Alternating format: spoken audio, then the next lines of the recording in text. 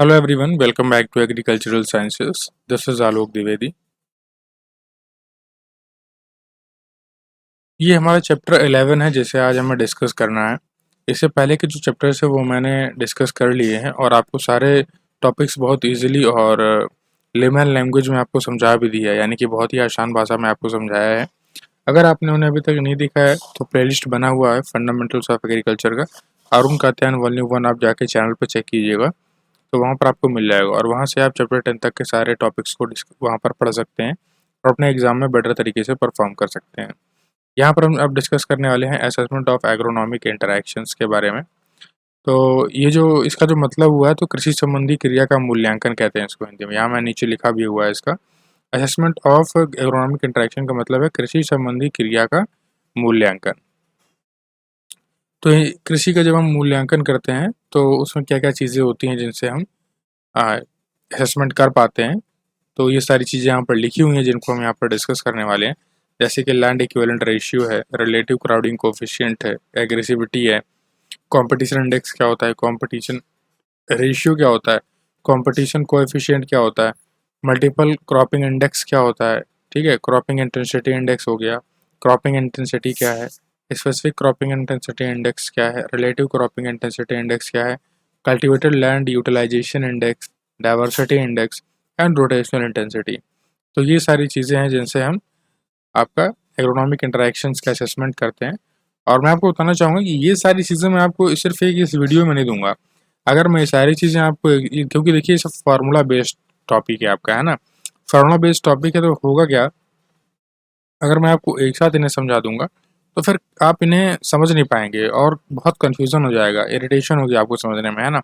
तो हम क्या करेंगे, दो दो चीज़ें लेकर चलेंगे। जैसे अगर आज का जो टॉपिक है वो आप ऐसे समझिए कि लैंड इक्विवेलेंट रेशियो आपको बताऊंगा मैं और रिलेटिव क्राउडिंग कोफिशिएंट बताऊंगा, यानी कि हम दो दो टॉपिक लेके चलेंगे सिर्फ, ठीक है। इस तरीके से हम सारा ये जो है पूरा चैप्टर इसको फिनिश करेंगे। इससे क्या होगा, इजीली वे में आप समझ भी पाएंगे और याद कर पाएंगे लॉन्ग टर्म बेसिस के लिए, ठीक।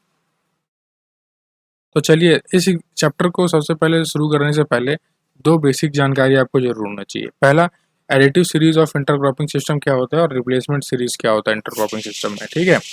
तो देखिए एडिटिव सीरीज में क्या होता है कि in this system the main crop is shown with 100% of its recommended population in the pure stand which is known as the base crop.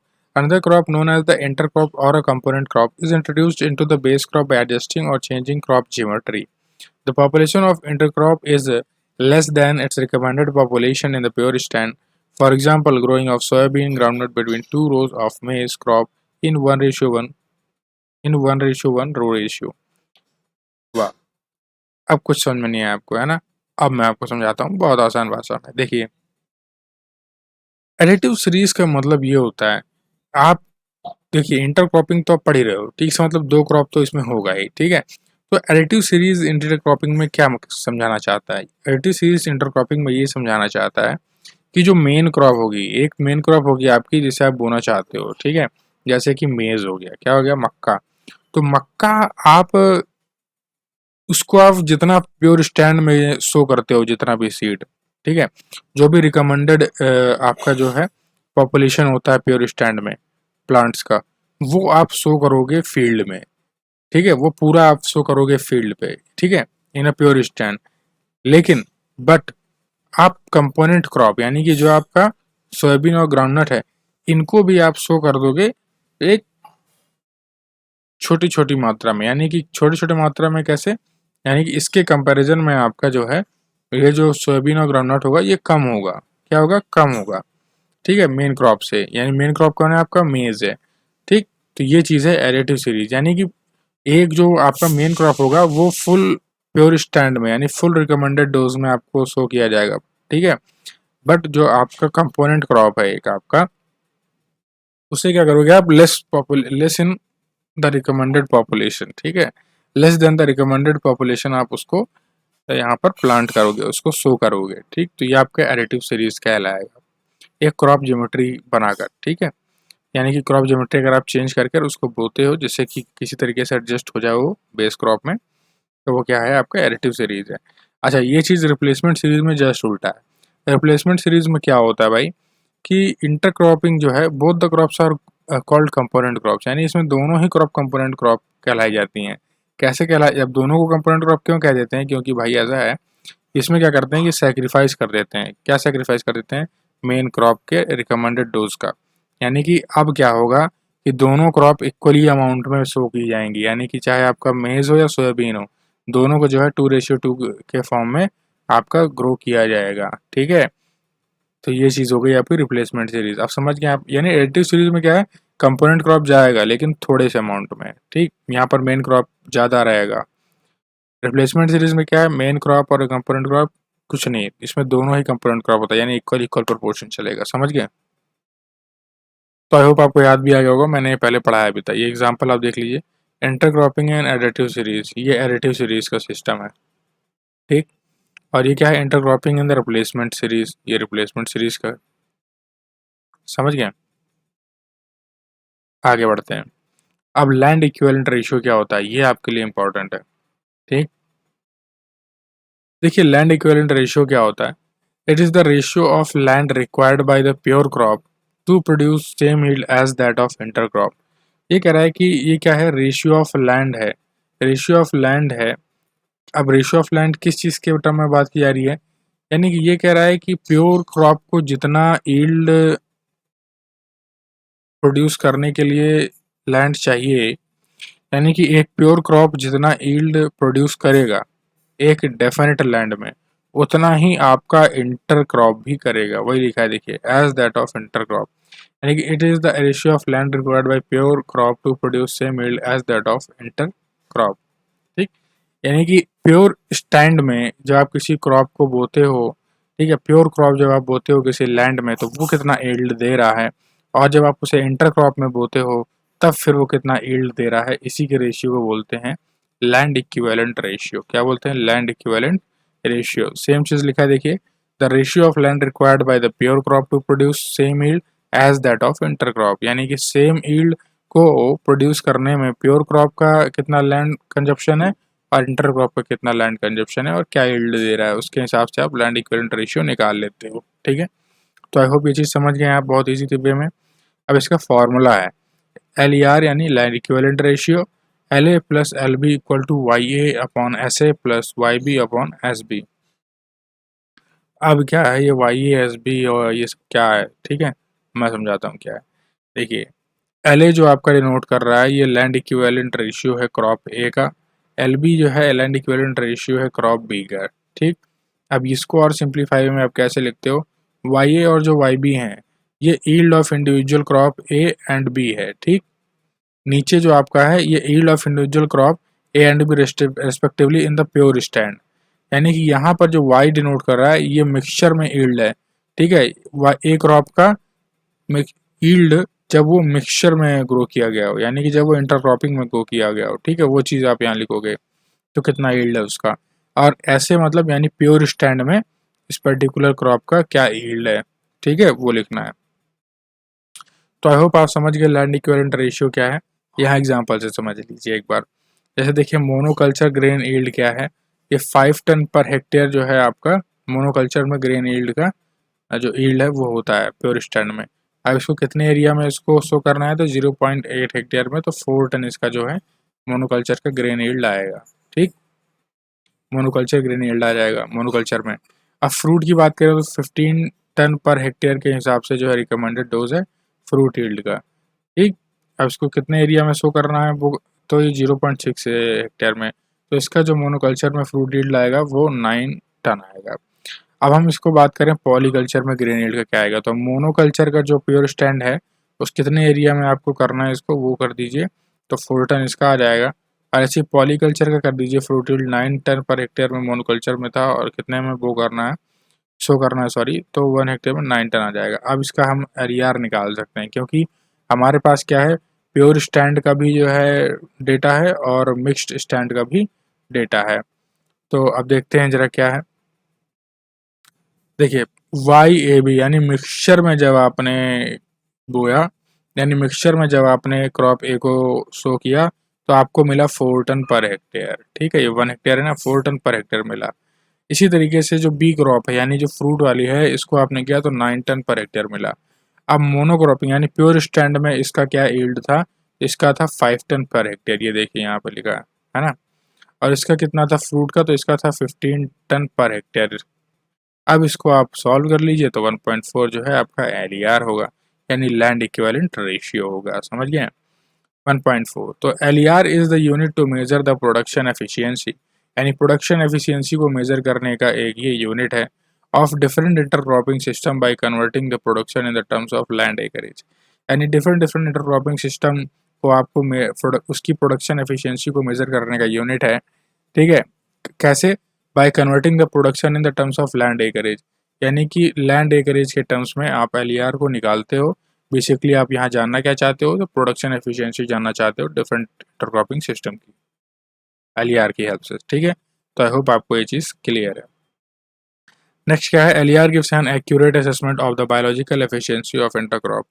देखिए एलईआर जो है, जो लैंड इक्विवेलेंट रेशियो है, ये क्या बताता है, एक्यूरेट मूल्यांकन करता है, यानी कि एकदम सटीक मूल्यांकन करता है बायोलॉजिकल एफिशिएंसी ऑफ इंटरक्रॉपिंग का, यानी कि जो इंटरक्रॉपिंग आप कर रहे हो उसका कितना बढ़िया बायोलॉजिकली एफिशिएंट है, वो कितने बढ़िया तरीके से दोनों यील्ड परफॉर्म कर रहे हैं, उसकी बात यहाँ पर की जाती है। इसका जो मूल्यांकन होता है वो एलईआर करता है।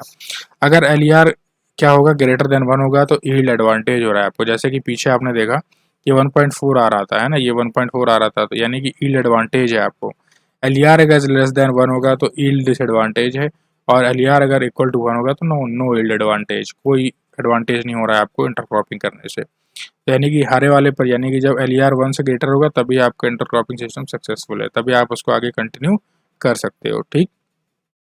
तो आई होप ये चीज़ आपको यहाँ पे क्लियर है। अब हम नेक्स्ट डिस्कस करेंगे रिलेटिव के बारे में, ठीक। और इसके बाद एग्रेसिविटी हम लोग जो है नेक्स्ट वीडियो में डिस्कस करेंगे।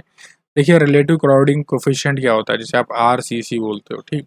ये प्रपोज किया गया था डेविड के द्वारा 1960 में। कब? 1960 में डेविड ने जो है रिलेटिव क्राउडिंग कोफिशिएंट यानी आरसीसी को इंट्रोड्यूस किया। It is used in the replacement series of intercropping. ये भाई रिप्लेसमेंट सीरीज में जो है काम आता है आपका रिलेटिव क्राउडिंग कोफिशिएंट, ठीक, RCC. It gives the data about whether a species or a crop, when grown in a mixed population, has produced more or less yield than the expected in the pure stand. अच्छा, ये क्या data देता है?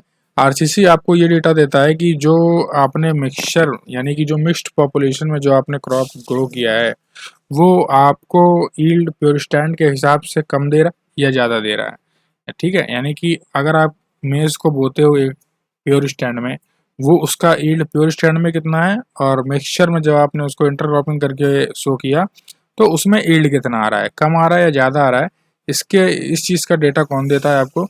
Relative crowding coefficient देता है। इस चीज़ को निकालने के लिए हम आरसीसी का यूज़ करते हैं। Crowding coefficient and LER give the yield advantage, यानी कि जो आपका क्राउडिंग कोएफिशिएंट है और एलईआर है यानी कि लैंड इक्विवेलेंट रेशियो है, ये क्या करते हैं, गिव द यील्ड एडवांटेज, ये यील्ड एडवांटेज देते हैं। But only LER gives the magnitude of advantage, लेकिन जो एलईआर है ये क्या करता है, ये मैग्नीट्यूड बताता है एडवांटेज कि कितनी मात्रा में आपका जो है ये आपका एडवांटेज हो रहा है। ये मैग्नीट्यूड ऑफ एडवांटेज बताता है कौन? एलईआर। Therefore, LER is preferred to assess the competition effects and yield advantage in the intercropping situation. इसीलिए क्या है कि LER जो है उसको प्रेफर किया जाता है जब हमें मूल्यांकन करना होता है किसी के कंपटीशन के इफेक्ट का या फिर यील्ड एडवांटेज का इंटरक्रॉपिंग सिचुएशंस में। तो आई होप आप चीज़ समझ गए हैं कि आरसीसी से बेटर है आपका LER। अब देखिए अगर 50-50 का मिक्सचर है यानी 50 रेशियो, आधा आधा हाफ हाफ का मिक्सचर है किसी दो क्रॉप का, तो उसमें आप आरसीसी कैसे निकालते हो, ठीक, समझिए। मिक्सचर ऑफ यील्ड ए, यानी कि मिक्सचर ऑफ यील्ड ए, यहाँ पर आप लिखोगे कि क्या मिक्सचर था, प्योर, यानी कि उसका यील्ड क्या था, ठीक, मिक्सचर ऑफ यील्ड ए। तो यील्ड ए का जो है मिक्सचर जो है, जो क्रॉप ए है आपकी, उसका क्या यील्ड है, प्योर स्टैंड यील्ड ऑफ ए, यानी कि क्रॉप ए का प्योर स्टैंड में यील्ड क्या है, माइनस मिक्सचर यील्ड ऑफ ए, यानी मिक्सचर यील्ड में क्या जो है आपका यील्ड है, यानी मिक्सचर ऑफ ए क्रॉप का क्या यील्ड है, ये आपको माइनस करना है। तो Y A B upon Y A minus Y A B, ठीक, ऐसे करना है। यानी कि वाई ए बी का मतलब क्या है, तो mixture yield of crop A grown with B, यानी कि जहाँ ए बी लिखा है आपका, ये क्रॉप ए जब ग्रो किया जाएगा बी के साथ तो उसका क्या यील्ड आ रहा है वो लिखना है। वाई बी का मतलब क्या है, mixture yield of crop be grown with A, तो ये क्या हो जाएगा, वाई बी ए हो जाएगा। ठीक, वाई ए का क्या मतलब है, तो yield in the pure stand of crop A, यानी ये प्योर स्टैंड की बात की रहा है। बी की क्या बात की जा रही है, प्योर स्टैंड बी क्रॉप का। जेड ए बी का क्या बात किया जा रहा है, proportion of sown species A in mixture with B, यानी कि कितना प्रपोर्शन स्पीसी ए का मिक्सचर बनाया गया है बी क्रॉप के साथ। जेड बी का मतलब क्या है, proportion of sown crop species be in the mixture with A. तो आई होप आप ये चीज़ समझ गए हैं, यानी प्रपोर्शन क्या प्रपोर्शन में शो किया गया है मिक्सचर बनने के लिए, वो चीज़ जो है यहाँ पर जेड ए बी और जेड बी आपका शो करेगा। तो ये चीज़ आप आई होप समझ गए हैं बहुत अच्छे तरीके से कि अगर 50-50 का मिक्सचर होगा तो कौन सा फॉर्मूला लगेगा। ठीक, देखो एक बार समझा देता हूँ। पहले न्यूमरेटर में क्या लिखोगे आप, वाई ए बी, है ना, Y A B mixture of yield A crop. यहाँ पे देखो मिक्सचर ऑफ यील्ड ए लिखोगे, क्या लिखोगे, mixture of yield A, upon में क्या लिखोगे, pure stand yield of A minus mixture yield of A. बड़ा इजी है ना, यही चीज़ है। अब देखिए मिक्सचर आपने पढ़ लिया 50-50 का, अब हम पढ़ रहे हैं मिक्सचर फॉर ऑल मिक्सचर। ठीक,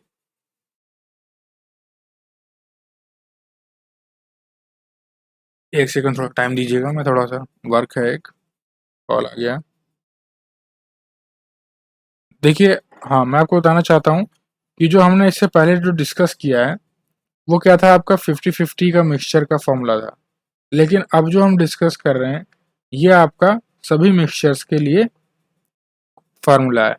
ठीक, ये फार्मूला क्या है आपका, तो ये है के A B equal to Y A B multiplication Z B A upon Y A minus Y A B under bracket then Z A B. ठीक, ये आपका जो है कोई भी मिक्सचर, कैसा भी मिक्सचर हो 50-50 के मिक्सचर के अलावा आप इससे जो है रिलेटिव को क्राउडिंग कोएफिशिएंट निकाल सकते हो। इसमें क्या होगा, अगर आंसर आपका ग्रेटर देन 1 आता है तो इसका मतलब है कि मीन्स यील्ड एडवांटेज है, मोर यील्ड देन एक्सपेक्टेड है।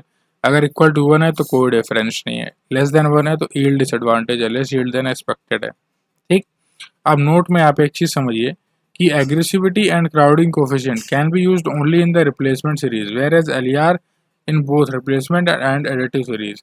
अगर इंटरक्रॉपिंग सिस्टम आप कर रहे हो तो अगर उसमें मूल्यांकन करना है आपको इंटरक्रॉपिंग का, तो आप ये एलईआर से दोनों सीरीज में कर सकते हो, रिप्लेसमेंट टाइप ऑफ इंटरक्रॉपिंग में भी और एडिटिव सीरीज ऑफ इंटरक्रॉपिंग में, दोनों में मूल्यांकन कर सकते हो क्रॉप का।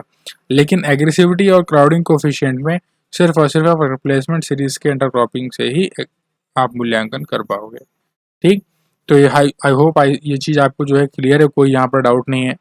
और बहुत ही इजी लैंग्वेज में आपको समझाने की प्रयास तो करता ही हूँ, और अगर कोई डाउट है तो कमेंट सेक्शन में ज़रूर उसको लिखिएगा जिससे मैं आपकी मदद कर पाऊँ। और अपने दोस्तों के साथ ही वीडियो शेयर करिएगा और लाइक करिएगा वीडियो को ज़रूर, और कमेंट करके बताइएगा कैसा लगा आपको वीडियो, समझ में आया या नहीं आया, कमेंट जरूर क्या करिए। देखिए जब आप लाइक करते हो वीडियो को और कमेंट करते हो तो हमें मोटिवेशन मिलता है, हमें समझ में आता है कि हाँ हमारी जो पढ़ाई हुई चीज़ें हैं, जो मैं आपको यहाँ पर नॉलेज देना चाहता हूँ वो आपको अच्छे तरीके से मिला, आपने कुछ चीज़ समझा। जब आप लिखोगे नहीं, कोई चीज़ मुझे बताओगे नहीं तो मुझे समझ में नहीं आएगा। तो क्या है, कहीं ना कहीं एक जो आपके हमारे बीच का जो इंटरेक्शन है उसमें गैप क्रिएट हो जाता है। तो मोटिवेशन एक दूसरे के लिए ज़रूरी है, अगर आप हमें मोटिवेशन प्रोवाइड करेंगे तो उसी मोटिवेशन के साथ हम आपको मोटिवेशन प्रोवाइड करेंगे, यानी गिव एंड टेक का यहाँ पर जो है गेम होता है कहीं भी। तो इस चीज़ को थोड़ा समझिए आप, और वीडियो को लाइक किया करिए, कमेंट करिए और दोस्तों के साथ अपने शेयर भी किया करिए। और मुझसे अगर आप सोशल मीडिया हैंडल्स पर ऐड होना चाहते हैं तो आप मुझे फॉलो कर सकते हैं। आपको डिस्क्रिप्शन बॉक्स में जो सोशल मीडिया हैंडल्स के जो लिंक है वो प्रोवाइड कर दिए जाएंगे, जैसे कि फेसबुक, और आपका इंस्टाग्राम हो गया, ट्विटर पर भी आप मुझे सर्च कर सकते हैं। तो ये चीज़ें हैं, आप कनेक्ट हो जाइए और अगर कोई डाउट है तो आप मुझसे ज़रूर पूछा करिए। ठीक है, सो थैंक यू गाइस, जय हिंद, जय भारत।